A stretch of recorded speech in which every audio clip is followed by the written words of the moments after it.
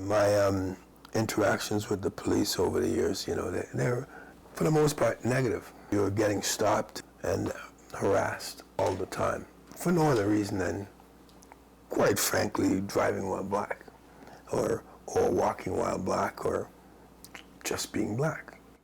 I decided that I was going to try and get over my disdain for the police by joining the security forces during the Olympics.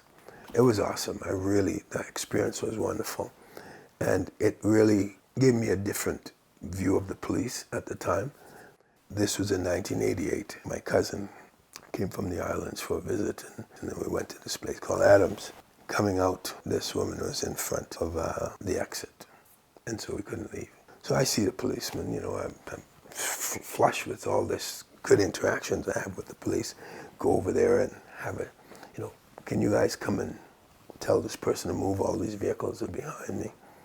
And on the way back to the car, the policeman yells at me because I'm talking to him, "Shut up!" And I'm like, "Hey man, I'm a citizen, you can't talk to me like that."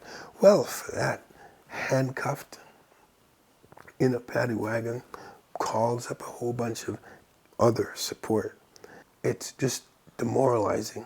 You can imagine having gone through life trying to do the right things, go to college, working hard, doing this, not having any problems, go through a process of trying to humanize the police yourself, only to have them then put you in jail. And for what?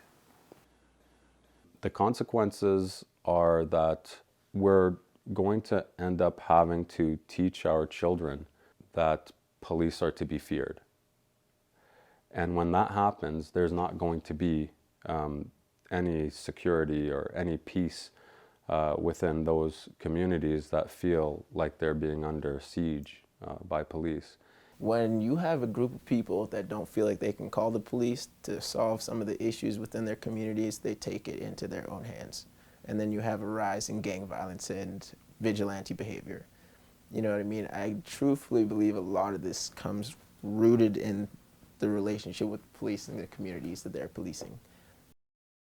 If the Calgary Police invest some more time and energy and resources into community policing initiatives, reaching out to the communities that they serve, bringing them on board on some of the decision making, approaching the community from a point of view wherein they're actually trying to help communities rather than lock up their kids, then that will help. Creating programs that pull people in from the margins of society is going to help. The reallocation of resources would enable other factions to be created so that all these responsibilities aren't put on the shoulders of officers.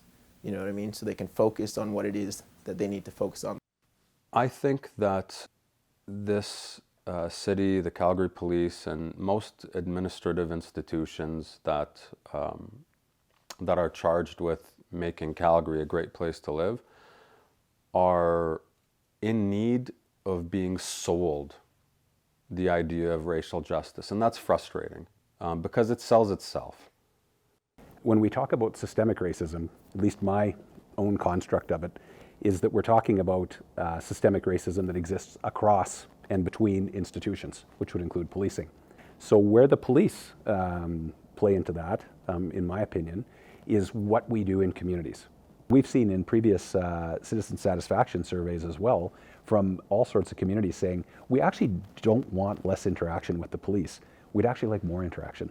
But not when, I've not fully stopped at the stop sign or whatever it is, or when something bad's happening, but actually having police come when there's a cultural event going on or when there's something positive that the community is celebrating.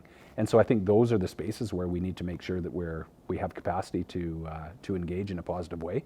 Because I think if you look forward to a world that some people I think envision, is pretty soon police wouldn't really go to anything, and they would just kind of become this. We wouldn't have proactive engagement with the communities and that sort of thing. We would become this armed militia that just responds, comes out of the fire hall, and when there's a fire somewhere. That's not the world that I want to live in. I get into this because I am so encouraged by the relationships and value the relationships we have with the community on that side where we go and build build, those relationships, and that's how we move forward. It's just having dialogue and keeping the conversation going and keeping an open mind and listening to people. Stop police brutality! Stop police brutality!